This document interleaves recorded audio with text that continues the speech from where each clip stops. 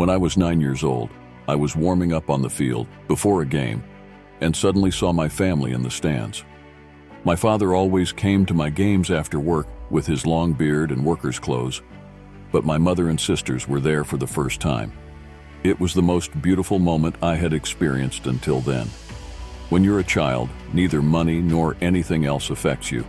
Only emotions do. That day, I felt loved and protected. At 11, I left my family to join Sporting's Academy. It was the toughest period of my life. Although I was still in Portugal, I felt like I was in a different country. Everything was different, from the accents to the culture and traditions. Due to financial constraints, my family could visit me only 2-3 times a year. I cried every night because I missed them so much. One day during practice, I overheard one kid tell another, "Look at him, he's very talented." Over time, I started hearing this from my coaches as well. But one day someone said, "Yeah, he's great, but he's too thin and weak." And they were right. That day, I made a decision. Yes, I was very talented, but I decided to work harder than everyone else, every single day.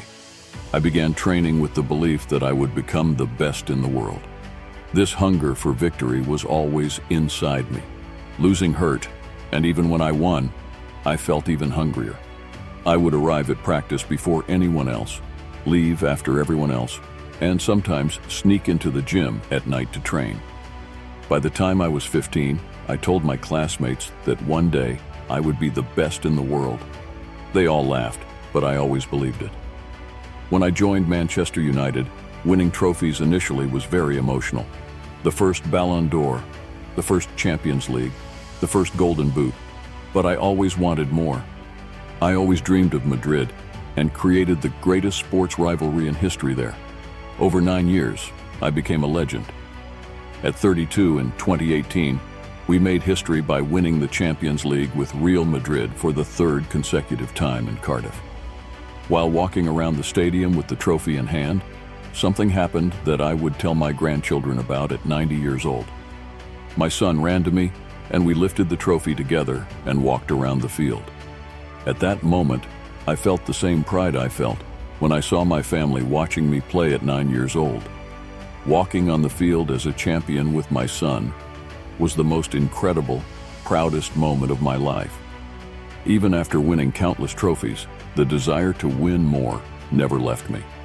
I was born to be a winner. It was my nature. I wrote something on my boots. The last words I read before entering the tunnel, which always motivated me, reminded me of my goals and made me believe in victory. This is what I wrote on my boots. I give you the map. You are willing to do that? Yeah. It's the main point, because everyone wants to be Cristiano, but I give you the map. You think you will do it that? It's difficult. It's The discipline. the discipline is the most difficult thing, not only in the sports, but in the life.